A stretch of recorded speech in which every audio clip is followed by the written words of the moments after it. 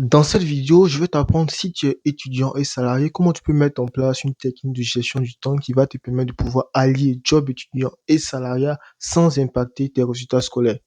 Qui suis-je? Je m'appelle Cristiano, je suis en master finance à l'INP du Conon. Et à côté de cela, je suis salarié chez McDonald's. Donc, comment j'arrive à jongler entre mes études en finance qui me demandent beaucoup de temps, les charges de travail, de cours, d'examen et de projets de plus de 35 et en même temps de pouvoir être salarié à McDonald's et enchaîner 15 à 20 heures sans pourtant impacter mes résultats scolaires. Je réussis à parfaitement jongler et j'ai mis ces techniques en place qui me permettent aujourd'hui de faire un master en finance sans problème. Ces techniques que j'ai mises en place sont des années d'expérience. Depuis la L2, je suis étudiant salarié, donc j'ai pu comprendre quel était le plus grand problème dans ma gestion de l'emploi du temps. Et je vais vous partager ces techniques aujourd'hui, vous qui êtes étudiant salarié, de sorte à ce que vous pouvez avoir de bonnes notes, de sorte à ce que vous pouvez bien gérer votre emploi du temps sans être pénalisé par votre job étudiant. Quand on est étudiant et salarié, je pense que le plus gros problème, c'est le temps limité qu'on a. En vrai, on va pas se mentir. Souvent, c'était en cours du lundi au vendredi, comme moi, pendant ma licence 3. En master, c'est un peu différent. T'as pas vraiment cours tous les jours, mais tu as plus de projets. Donc, je pense que la charge de travail est finalement pareille. Et tu as tes vendredis soirs, tes samedis soirs, tes dimanches qui sont donnés au job étudiant. Tu n'as pas trop le choix, il faut bien te nourrir. Le problème, c'est que tu vas finir facilement avec un emploi du temps qui est surchargé. Tu te demandes, bon, comment je suis censé pouvoir réviser si le vendredi, le samedi, je prends pour aller travailler avec un emploi du temps qui est aussi chargé, si tu n'arrives pas à mettre en place des techniques de gestion du temps bien spécifiques, tu seras en retard sur le cours, tu seras en retard sur l'examen, tu auras l'impression d'être derrière tes amis.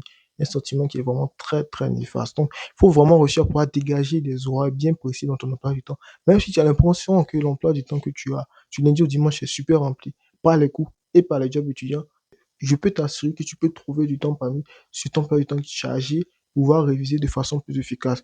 Donc, je vais te partager trois techniques que tu dois mettre en place si tu veux pouvoir jongler efficacement et dégager des heures sur ton emploi du temps chargé entre ton job étudiant et tes études universitaires.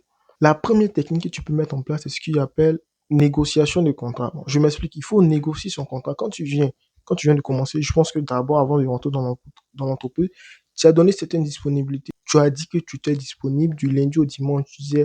Tu vantais les mérites de tes disponibilités pour avoir le travail, le job étudiant. Mais facilement, tu te rends compte que ça coince parce que généralement, tu peux avoir des examens entre le mardi et le mercredi dans la semaine. Et quand tu dois travailler le soir avant l'examen, je peux dire que c'est très désagréable parce que tu finis le travail souvent à 23 heures minuit.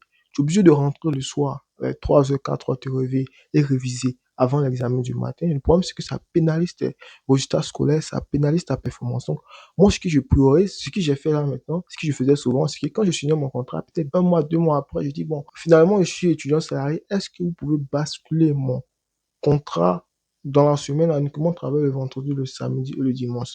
Généralement, la plupart des managers vont accepter parce qu'ils savent que tu es étudiant, ils savent que travailler dans la semaine, ça peut être très compliqué. Donc, je te conseille, si maintenant tu as un emploi du temps où tu travailles lundi ou vendredi, je peux te dire que ça ralentit drastiquement ta performance. C'est mieux que tu puisses travailler le vendredi, samedi, dimanche. C'est vrai, tu n'auras pas tes week-ends, mais au moins tu pourras t'assurer d'une bonne performance avant l'examen, ce qui doit être ta priorité. Donc, la première chose que moi je conseille, c'est de négocier son emploi du temps de sorte à travailler que les vendredis, samedis, dimanches. Ça nous laisse ainsi toute la semaine, les lundis soirs, les mardis soirs, les mercredis soirs, les jeudis soirs, pour pouvoir réviser et le vendredi soir jusqu'au dimanche pour faire notre job étudiant. Donc, c'est assez bien partagé. Il y a deuxième principe, c'est que j'appelle joindre son emploi du temps de l'université et son emploi du temps du job étudiant. À savoir que quand tu es étudiant salarié, tu as deux emplois du temps, l'emploi du temps universitaire et l'emploi du temps du travail. Généralement, tu as l'emploi du temps universitaire où tu vois tes cours du lundi au vendredi et tu as l'emploi du temps travail. Pour certains, c'est entre vendredi et dimanche, comme je l'ai dit, pour certains, c'est dans la semaine. Je priorise vraiment de négocier le contrat pour le week-end, soit disant vendredi, samedi, dimanche. Donc, c'est vraiment très bien quand tu as ton emploi du temps étudiant et ton emploi du temps du salaire, de prendre l'emploi du temps salarial, c'est que quand tu travailles le vendredi, samedi, dimanche, et de pouvoir faire deux emplois du temps. Donc, tu as l'emploi du temps universitaire où tu as cours peut-être du lundi au vendredi, tu vas remplir maintenant. Si tu as cours dans la semaine, tu mets que tu as cours le lundi soir. Si tu dois aller travailler dans la semaine, tu mets que tu travailles le lundi soir, le mardi soir. Si tu travailles le week-end, tu mets que tu travailles le vendredi soir, le samedi soir, le dimanche soir. En fait, faire ça, ça va te permettre d'avoir une vision d'ensemble sur le nombre d'heures en ta disposition. À savoir que quand tu es étudiant salarié, ta disponibilité, le nombre d'heures que tu as, c'est vraiment une pépite. Donc, avoir une vision assez claire sur le nombre d'heures que tu vas pouvoir réviser pour les examens, pour les contrôles continus ou pour les projets, c'est vraiment très essentiel, c'est capital. C'est ça qui fait la différence entre les étudiants qui n'arrivent pas à pouvoir jongler en job étudiant et salariat et les étudiants comme moi qui peuvent jongler en job étudiant et salariat sans problème parce qu'ils savent précisément le nombre d'heures qu'ils ont pour réviser. Qu'ils ont fait ce travail-là de pouvoir combiner l'emploi du temps université et l'emploi du temps du salariat. Donc, quand tu fais ça, ça te donne des heures. Tu sais, peut-être, si tu as un examen vendredi, tu sais que tu as peut-être 3 heures le lundi, peut-être 4 heures le mardi ou 5 heures le mercredi pour réviser pour cet examen-là, parce que tu as fait la journée de tes deux emplois du temps. C'est vraiment très essentiel pour ceux qui ont, disons, un emploi du temps salarial où ils doivent travailler dans la semaine. Pour ceux qui doivent même travailler le week-end, c'est vraiment important parce qu'au moins tu peux savoir si tu es capable de pouvoir dégager des heures sur le week-end. Par exemple, moi comme ça, je sais que mon emploi du temps McDo, je sais pas pourquoi, eux, la semaine commence du dimanche jusqu'au samedi. Donc, je reçois mon emploi du temps généralement un mercredi. Quand je reçois mon emploi du temps, ce que je fais, c'est que je prends 20 minutes, 15 à 20 minutes. C'est assez rapide de le faire. Je prends mon emploi du temps universitaire. Je vois les jours où je travaille. Généralement, ça change pas vraiment. Donc, je mets des horaires sur les jours où je travaille. Donc, je peux savoir généralement combien de temps j'ai à disposition pour savoir. C'était l'examen la semaine prochaine. Le week-end, je pourrais pas parce que je travaille. Il faut que je départage différents horaires. Il faut que je libère différents horaires dans la semaine pour pouvoir réviser mes leçons, pouvoir réviser mes cours afin d'arriver la semaine prochaine prêt pendant l'examen. C'est très important de le faire. Vous allez voir que en le faisant, c'est vraiment très bête, mais ça vous donne une vision ensemble. Généralement, quand tu fais ça, tu commences à dégager des heures. Donc là, pour vous donner un exemple, je vous ai montré mon emploi du temps. Généralement, c'est un peu chargé. En bleu, c'est où je cours. En rouge, c'est quand j'ai un job étudiant. En vert, c'est pour les révisions. Donc, si vous voyez bien, je sais que je travaille le samedi et le dimanche. C'est que principalement, je dois aller dans mon job étudiant le samedi et le dimanche. Je sais que aussi, je travaille le dimanche, en fait. Vendredi, samedi, dimanche. Donc, j'ai mis ces jours-là. Ce qui est important, c'est qu'au moins, en le faisant, je sais que peut-être je dégage quelques heures là pour utiliser pour potentiellement y aller pour le stage. Si je ne l'avais pas fait, je ne pourrais pas vraiment le savoir et j'aurais peut-être gâché un peu de temps libre. Je sais que j'ai un examen qui se prépare, j'ai un examen d'analyse financière. Et vu que je sais qu'il y a l'examen, j'ai mis au moins 3 jours au préalable qu'il fallait que je révise. Il fallait que je révise le lundi. Il fallait que je révise le lundi. Je pense j'ai mis aussi le mardi et la veille au fait. Donc, en faisant ça ici, j'ai départagé le nombre de jours que je travaille et le nombre de jours où je révise. Donc, c'est un peu plus clair là. Maintenant, je sais ce que j'ai à faire quand je me réveille le matin. C'est que il faut que je révise tel cours, il faut que je révise tel matière, il faut que je révise pour tel examen. Et c'est principalement quand il faut que j'aille travailler. Et même quand il faut que j'aille travailler, je dégage au fait quelques temps au fait pour pouvoir faire autre chose. Donc, ça me donne une idée assez générale de mon emploi du temps et comment je l'organise et comment je le départage au fait. Donc, c'est vraiment très important. Là, je suis un peu plus souple. Je sais principalement ce que j'ai à faire dans la semaine. Je ne me lève pas en me demandant ce que j'ai à faire. Tout est déjà organisé au préalable chaque semaine. Donc, vraiment très important de le faire. Là, on va parler de la troisième et la dernière étape. Moi, la troisième étape, c'est faire la gestion des tâches, qui est différente de la gestion du temps que la plupart des gens font. Ils bloquent du temps dans l'emploi du temps. Ils se disent, tu dois faire ci, ci, ci, ci. Donc, tu dois faire maths, tu dois faire anglais, tu dois faire peut-être économie.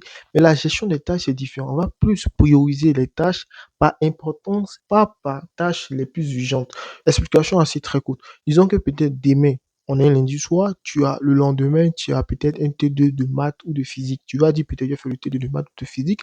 Le problème, c'est que peut-être tu as un examen qui vient le vendredi et tu n'es pas vraiment très en avance sur l'examen, tu n'es pas prêt. Au lieu de peut-être faire le TD, tu vas plutôt dire, bon, je vais aller faire l'examen ou me préparer plus pour l'examen et laisse le TD qui est peut-être plus urgent, mais pas très important parce que, disons-le, tu pourras le faire plus tard par rapport à l'examen qui lui vient vendredi où tu n'es pas forcément prêt. Donc, tu as quand même à bloquer du temps dans ton emploi du temps, ce qui est très important, mais il faut plutôt essayer de voir les tâches, les examens, les cours où tu es en retard, qui sont vraiment importants, peut-être pas urgents, mais où tu vas essayer de prioriser, c'est ce qui fait la différence. C'est pas que le cerveau, il va toujours trouver des arguments pour toi de procrastiner. Ça arrive tout le temps, on procrastine, on procrastine. Le problème, c'est que si tu procrastines tout en étudiant salarié, sachant que tu n'as pas tout le temps à ta disposition, tu n'as pas tes vendredis soirs, tes samedis soirs, tes dimanches soirs, généralement, tu vas finir par avoir des moyennes en 10 11, tu vas finir peut-être même par aller en session ou rater ton année. Donc, ta capacité à pouvoir gérer ta procrastination va directement s'améliorer si tu as des techniques en place qui te permettent de gérer ton emploi du temps, de permettre de savoir précisément ce que tu as fait. Si quand tu finis les cours, tu sais précisément ce que tu as fait, c'est plus difficile pour ton cerveau de pouvoir trouver des arguments de procrastination. Mais si tu ne sais pas ce que tu dois faire, ce sera plus facile pour lui de te donner 10 000 arguments de procrastination. Donc vraiment, fais son emploi du temps en fonction de ce qu'on a à faire. D'abord, négocier son emploi du temps, fais la gestion des tâches et joindre ces deux emplois du temps. Tu pourras là maintenant maximiser ton emploi du temps. C'est que tu es étudiant salarié, tu as aussi à maximiser ton emploi du temps. De moment, 50% du problème est réglé. Les autres 50%, c'est peut-être ta capacité à pouvoir apprendre avec le temps restant que tu as. Et déjà, le premier travail a déjà été fait. Tu sais combien d'heures tu dois travailler. Tu sais principalement le nombre d'heures que tu as. Tu es plus confiant par rapport au futur, tu es plus confiant par rapport aux examens qui arrivent. Tu n'avances pas dans l'inconnu, dans l'incertitude. Ce sera plus facile pour toi. Merci d'avoir regardé cette vidéo. Si tu as aimé, like et subscribe. Je fais sortir chaque semaine des vidéos pour aider des étudiants salariés. Moi, mes étudiants salariés en finance, pour vous permettre de pouvoir étudier de façon plus efficace. J'étais étudiant salarié dans les années précédentes, ça m'a fatigué. J'ai trouvé des méthodes et des solutions. Je suis même formé sur comment apprendre de façon plus efficace et durant ces séries de vidéos durant plusieurs semaines, je vais vous partager toutes ces techniques-là qui vont vous permettre de pouvoir jongler job étudiant et salarié de façon efficace sans pour autant pénaliser vos résultats académiques. Merci beaucoup d'avoir regardé cette vidéo. Si tu as d'autres techniques de gestion du temps, n'hésite pas à mettre en commentaire. Ça me fera plaisir. Je prendrai le temps pour regarder et ça pourra aider d'autres personnes.